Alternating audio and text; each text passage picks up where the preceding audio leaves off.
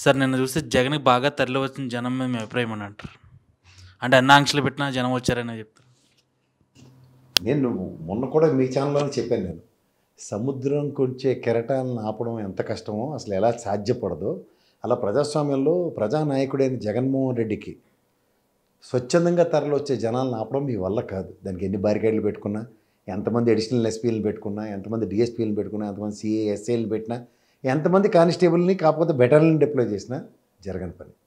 ఎందుకంటే సూర్యుడి కాంతిని చేతితో అడ్డుపెట్టి నేను ఆపేస్తానన్న మాట ఎంత అబద్ధమో, అలాగే జనాలు స్వచ్ఛందంగా తరలొచ్చే జగన్మోహన్ రెడ్డి గురించి వచ్చే జనాలను ఆపుతామని ఒక వ్యవస్థ ప్రయత్నిస్తే వ్యవస్థకు భంగపాఠం మిగులుతుంది. మొన్న పొదిలో వచ్చిన జనాలకి, నెక్స్ట్ నిన్న సత్తెనపల్లిలో వచ్చిన జనాలకి హెన్స్ ఫోర్త్ రేపు చిత్తూరు మామిడి రైతుల దగ్గరికి వెళ్తున్నాడు. ఇది ఒక చేతావనియే. దయించి ఆపకండి. ఆపి కోరి అనుకోని సంఘటనలు కోరి తలకాయ నొప్పులు తెచ్చుకోవద్దు. సంయమనంతో ఉన్నారు. విచక్షణారాహిత్యంగా పొదిల్లో ప్రవర్తించిన తర్వాత కూడా చూశారు కదా, నిన్న ప్లకార్డులు చూపించాడని చెప్పి అడవాడు చేసి ఆయన తీసుకెళ్ళి ఎత్తేసి లావుడు జైల్లో పెడితే అటు తిప్పి తిప్పి తెలుగుదేశం సభ్యత్వం కార్డుతో దొరికాడు.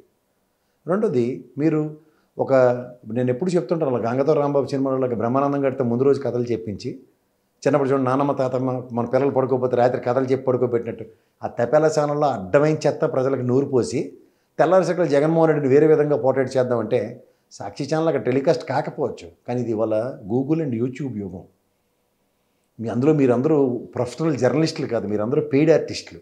మీరు చేసి బుర్ర తక్కువ విన్యాసాలకి, మీరు చెప్తున్న అబద్ధాలకి గౌరవ మంత్రి స్థానంలో ఉన్న రామానాయుడు గారిని కూర్చోబెట్టి నేను మాడించిన దాన్ని ఒకసారి చూసుకోగలిగితే ఏమైనా అర్థం ఉందా? గౌరవ ఎస్పీ గారు ఎంత చక్కగా చెప్పారు, కాన్వాయ్కి సంబంధం లేని వెహికల్లో పొరపాటు జరిగిందని. ఏ కాన్వాయ్కి ఆపాదించి మాడుతున్నారు? ఒక అతను షాపు దగ్గర అక్కడ జనాలు అక్కడి నుంచి జగన్మోహన్ రెడ్డి గారు ర్యాలీ వెళ్ళిపోయిన తర్వాత తనకు అస్వస్థతకు గురై షాప్ దగ్గర కొలబడిపోయిన వీడియోలు ఉన్నాయి, చూసుకోండి ఒకసారి. సిగ్గుపడండి. అబద్ధాలు చెప్పే ముందు ఒకసారి సిగ్గుపడండి. మళ్ళీ ఇంకా నేను ఒక అధికార ప్రతినిధి వచ్చి నాకు టీవీ డిబేట్లో, ఓ ఎంత దానికి ప్రతిదానికి పరిగెట్టే అంబటి రాంబాబు ఎందుకెళ్ళి చూడలేదు, ఆయన నాగమల్లేశ్వరరావు గారు చనిపోతారు, నాన్న నీకు తెలివితేటలు తక్కువ కాబోలు, ఒకసారి చూసుకో, ఒకసారి హాస్పిటల్కి వెళ్ళాడైనా చనిపోయిన వెంటనే అంబటి రాంబాబు గారు. నిన్న మీరు ఎంతసేపు ప్రజల్ని ఆపేస్తామంటే నేను ఎప్పటి నుంచో చెప్తున్నా, పొలాల సేలుల్లోంచి పొలాలకు అడ్డుగా బళ్ళు వేసుకుని వచ్చి చిన్న చిన్న అడదోవలు క్రియేట్ చేసుకుని రోడ్ల పైన దారులు బ్యారికేడ్లు పెట్టి మేము కోసం ఈ పొలాల దాటి పాట రావాల్సి పరిస్థితి బాగా వచ్చింది. కాలిబాట్లు క్రియేట్ చేసుకుని వచ్చే ప్రజల్ని స్వచ్ఛందంగా, అందులో పెద్దవాళ్ళు వయసు మీరిన వాళ్ళు చెప్పులు లేకుండా ఆ విధంగా వస్తుంటే ఏమైనా అర్థమవుతుందా? అయినా నడుచుకుని ఇదిగో నేను టీవీలో మాట్లాడింది నేనే చిన్నగానే వచ్చింది. దీనిరా బాబు, ప్రజానాయకుడి ప్రతిస్పందన గురించి తెలుసుకోండి. మీరందరూ చిన్నపిల్లలు.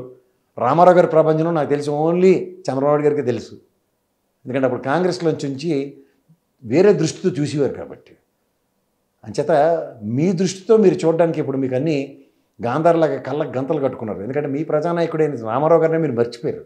ప్రజా ప్రతిస్పందన అలా ఉంటుందో, అలాగే ప్రజాప్రస్థాన యాత్రలో రాజశేఖర రెడ్డి గారి పాదయాత్రను కూడా ఇలాగే అవహేళన చేసుకుంటే మీ పుట్టి ఎలా ములిగిందో ఒకసారి మీకే గుణపాఠం తెలిసిన తర్వాత కూడా, ఇదే జగన్మోహన్ రెడ్డి పాదయాత్ర తర్వాత కూడా 151 స్థానాలు అన్న తర్వాత ప్రజానాయకుడిగా ప్రజల్లోకి వెళ్తుంటే ప్రజా వెల్లువలు చూడలేక మీది నాకు తెలిసి వాతావరణ శాఖ హెచ్చరికలు ఉంటాయి. అల్పపీడనం వచ్చే ఛాన్స్ ఉన్నాయి మొదలు చెప్తుంది, తర్వాత అల్పపీడనం బలపడింది అంటుంది, తర్వాత తీవ్రంగా వర్షాలు పడుతున్నాయి అంటుంది. అలా ఈ సంవత్సర పాలనలో ఈ అల్పపీడనంలాగా ఒక చేతావనియే ఇది. ప్రజలు మీకు తెనాలి, పొదిలి, ఇక్కడ సత్తెనపల్లి, మొన్న రాప్తాడు, తిరుపతిలో మీరు అడ్డుపెట్టినా సరే ఇవన్నీ కళ్ళ ముందు కనబడుతుంటే ప్రజానాయకుడికి మీరు చేయవలసిన పని ఏంటో చేయండి. పోలీస్ ప్రొటెక్షన్ రోప్ పార్టీలు ఇవ్వండి. రోప్ పార్టీలు ఇస్తే మీరు చెప్పి బాధపడిపోతుండే కదా, ఇడు డైపర్ రోడ్ చాలా బాధపడిపోతున్నాను నేను రాత్రి 82 కిలోమీటర్లకి 10 గంటల అని. అక్కడ ఏమైనా క్లియర్గా ఉంటే వెళ్ళడానికి, లేదంటే జగన్మోహన్ రెడ్డి ఏమైనా పాత సినిమాల్లో చూడండి, పూర్వకాలంలో సినిమాలు వచ్చినప్పుడు మరి రిక్షాలో మైక్ కట్టుకొచ్చి పలానా సినిమా వచ్చింది థియేటర్లో వెళ్ళి చూసి రండి అన్నట్టు, జగన్మోహన్ రెడ్డి నేను రెండచంద్రపాడు వెళ్తున్నాను సత్తెనపల్లి దగ్గర వచ్చి నాకు స్వచ్ఛందంగా సంఘీభావాలు ప్రకటించండి, ముందు రోజు ఏమైనా శాటింపు పెంచి లేదా ఒక గంట ముందు శాటింపు పెంచి ఏమైనా వచ్చిండే, ఎవడి ఇళ్ళ మీద ఆడి పైన బిల్డింగ్లు ఎక్కి ఆయనకి స్వచ్ఛందంగా పూలు చేయాలి కనబడుతుంటే, రోడ్ల మీదకి పరిగెట్టుకుని సేలల్లోంచి పొలాల్లోంచి అడ్డుపడి వచ్చి కనబడుతుంటే ఏడ ఆపుతారు మీరు? ఎన్ని వేల మందిని పెట్టి ఏం లాభం? లాస్ట్కి ఏడు సాధించారు, ఇటు తిప్పి అటు తిప్పి. ఇది గమనించమంటున్నాం. ఇది ప్రజా వెల్లువలా వస్తున్న ప్రజల్లో ఒక నిగూఢంగా దాగి ఉన్న ప్రేమని, వాళ్ళ యొక్క పశ్చాత్తాపాన్ని, వాళ్ళ యొక్క కుంగుపాటుని ఆయనకి వ్యక్తపరచుకోవడానికి పరిగెట్టుకొస్తున్నారు. మీలాగేటి ఓటైపోయినటువంటి ఒట్టిపోయిన ఆవులు కట్టుకుంటారో దున్నపోతకి పాలిస్తుందా ఇలాంటి మాటలు ఏమైనా మాట్లాడలే కదా ఈరోజు దాకా. ఇది ప్రజాస్వామ్యం. ప్రజల తీర్పులు శిరోధార్యంగానే తీసుకున్నాడు. నేను చేసింది మంచి అయితేనే మీరు నాకు ఓటేయమని చెప్పిండు. అదే జరిగిందో జరగలేదో ప్రజలు ఇప్పుడు చెప్పుకుంటున్నారు. బంగారు బాతుగుడ్డు కాదు చదివాం కానీ సార్, బంగారు బాతుగుడ్డును పేక్ కోసినట్టు మీ పేక్ కోసినాం సార్ 11 స్థానాలు ఇచ్చి అన్న పశ్చాత్తాపం కనబడుతుంది ప్రజల్లో. ఇది గ్రహించండి. ఇది కాకుండా ఏది పడితే అది జననాయకుడికి జనాలు లేరు, గ్రీన్ మ్యాట్లు అలా సిద్ధం సభలు అప్పుడు మీరు బ్రహ్మానంద గారి స్క్రిప్ట్లు చదివితే ఇలాగే ఉంటుంది. సార్ పోలీసులు ఆంక్షలు పెట్టారు, ఆ కోపంతో కావాలని ముందు రోజు పెయిడ్ ఆర్టిస్టులను పురమాయించి తీసుకొచ్చారు జనాన్ని అనేది చెప్పండి. ఎంతమందినండి? మనం కూడా ప్రాక్టికల్గా కొన్ని మాటలు మాట్లాడుకోలేదు. ఎవరైనా పెయిడ్ ఆర్టిస్టులు అంటే కృష్ణానగర్కి వెళ్ళి అరే వాళ్ళ సినిమా షూటింగ్ ఉంది, రాజమౌళి వెళ్ళదేంటి బాహుబలి సినిమా అలా అక్కడ నుండి ఇల్లు ఇక్కడ నుండి పెట్టి VFXలో వేల మంది సైన్యంలో చూపించినట్టు ఇదేంటి ప్రత్యక్షంగా మీరు చూస్తే కళ్ళు పోతే ఒకటికైనా చూసుకోండి ఒకసారి. యూట్యూబ్లో ఓపెన్ చేసి కత్తినపల్లి పర్యటన జగన్మోహన్ రెడ్డిని కొడితే ఇన్ని పొంకాల వీడియోలు వస్తాయి. అందులో జనాలు నిజంగా VFXలో ఉన్న స్వచ్ఛందంగా తరలి వచ్చారో పెయిడ్ ఆర్టిస్టులు తెలుస్తుంది. ఓ బస్సు ఎక్కి రెండ్రా బాబు 100 మంది కావాలి, నేను 10,000 మందిని చూపించుకోగలను అనుకోవడానికి. కొంతమంది ప్రజానాయకులు ఉంటారు, వాళ్ళు ప్రజా వెల్లువలు ఉంటాయి, అవి చూసి తరించండి. అయ్యో నాకు రాలేదని బాధపడండి, నాకైతే ఇంతమంది రావట్లేదని పశ్చాత్తాపడండి. అంతేకాని నాయకుడికి రావట్లేదు, ప్రజానాయకుడు ఏమన్నా 11 సీట్లకు పరిమితం చేసాం, తాత్కాలిక ఉపశమనాలు పొందండి, ఏం పర్లేదు. దీర్ఘకాలిక ప్రయోజనాలు అతి దగ్గరలో వస్తాయి.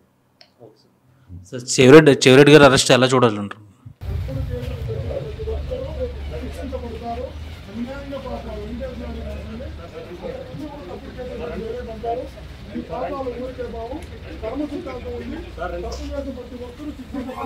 మొదటిదానికి దిక్కు ఎట్లా కడదానికి కళ్యాణం అన్నట్టు వాడు వెనకటికి. అలాగా చెవిరెడ్డి గారు అరెస్ట్ అన్నది చూస్తే ముందు 36 మందిని ఏడు చేశారంటే అంటే పిల్లి పిల్లలు మార్చినట్టు అంటే కోర్టు పెట్టుకెళ్ళి రిమాండ్లు ఎక్స్టెండ్ చేసుకుని తిరుగుతుండ్రు.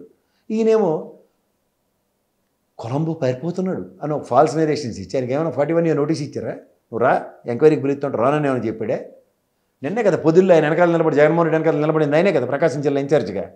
సో ఇవన్నీ కనబడుతున్న తర్వాత కూడా ఇంకా బాధపడిపోయి ఏదో చేసేద్దామని 36 మందిని ఏడు చేస్తారో తెలియకుండా 37-38 మందిని ఇద్దరిని తీసుకొచ్చి ఇంకో నెత్తిపారలు ఇంకోటి పెట్టుకున్నారు. అమ్మని పెళ్ళికి బాజాలు కొడుతూ ఈ లెక్కర్ స్కామ్ ఉంది అని ఎన్నాళ్ళు పోర్ట్రేట్ చేస్తారు.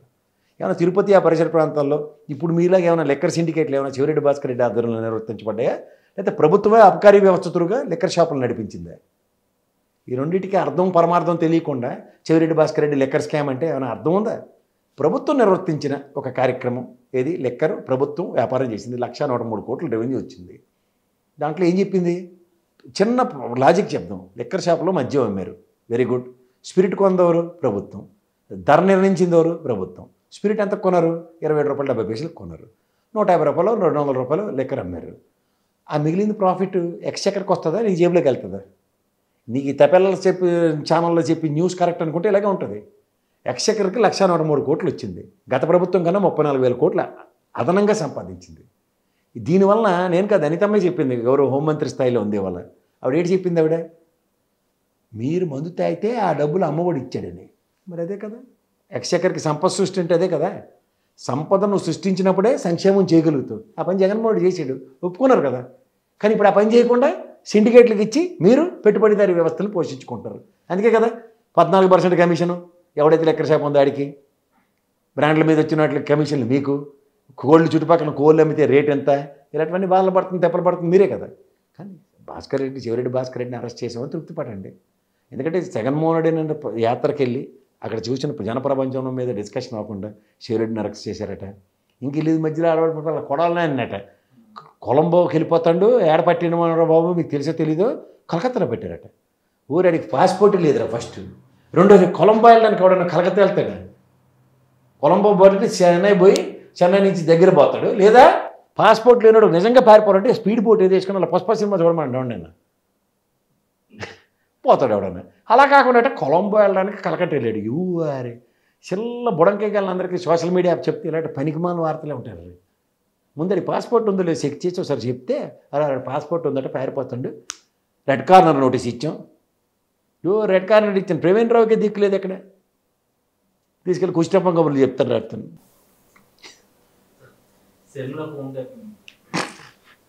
సరే మీరు అక్కినేని నాగార్జున గారి నేనున్నాను సినిమా, అలా అంకురం రేవతి సినిమా ఒకటి ఉంటుంది, ఆవిడ కూడా నేనున్నానని చెప్పుకోవడానికి అన్నిట్లోనే ఎవరిలోనూ చెయ్యి కాలు పెడుతుంటుంది. మామూలుగానే తండ్రిని విమర్శించిన దానికి ఆ రోజు అన్న చెల్లి అమ్మ విభేదించి బయటకు వచ్చి పార్టీ పెట్టుకున్నారు. 18-19లో నువ్వు అప్పటి దానికి గవర్నమెంట్ వచ్చిన కొత్తల్లోనే కదా, నీ మీద దిగ ఏ మొహాన్ని పెట్టుకొని పెడతాడు?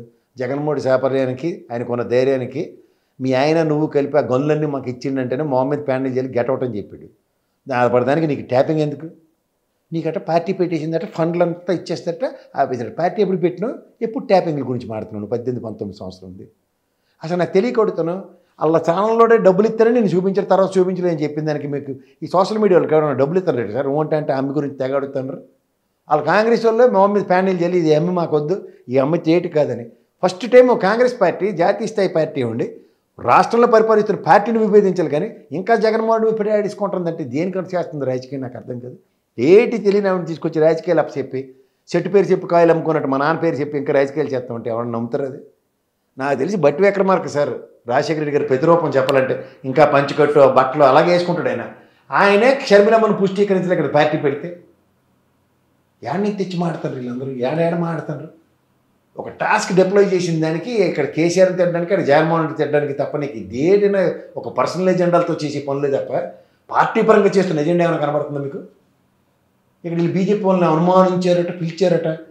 అలా మదన్ చెప్పినట్టు మా ఎలక్షన్ 18-19లో మమ్మల్ని ఓడగొట్టడానికి మా ఫోన్ ట్యాపింగ్ చేశారట. ఆ టైంలో నువ్వు కాంగ్రెస్లో కూడా లేవు కదా తెల్లే, ఇంటి పట్టున ఉన్నావు, జగన్మోహన్ పక్కనే ఉన్నావు. సడన్గా నీకు జ్ఞాపకం వచ్చి 2 యాంటీనాలు వేసి ఈ మధ్యలో నేను కూడా ఉండాలి, నా ఉనికి కూడా నేను చాటుకోవాలని చెప్పి ఒక పొల్లు మాట. కేటీఆర్కి జగన్కి ఉన్న సంబంధానికి రక్త సంబంధం కూడా ఈరోజు తొలగిపోయిందని షర్మిల గారు అంటున్నారు. దాని జగన్మోహన్ రెడ్డి గారు కేసీఆర్ సంబంధం, జగన్మోహన్ రెడ్డి గారు కేటీఆర్ సంబంధం ముందు రక్త సంబంధం కూడా చిన్నపోయింది. రక్త సంబంధం అంటే నువ్వు ఆడపిల్లవు ఏడపిల్లవు నువ్వు చెప్పిన కథగా తెగిపోయింది. ఎప్పుడైనా నువ్వే చెప్పావు కదా ఖచ్చితంగా ఎక్కడ పిల్లనని. ఊరికే వేసుకుని నేను ఉన్నాను అన్నట్టుగా మాడితే ఏమవుతుంది? ఇట్లాగే అవుతుంది.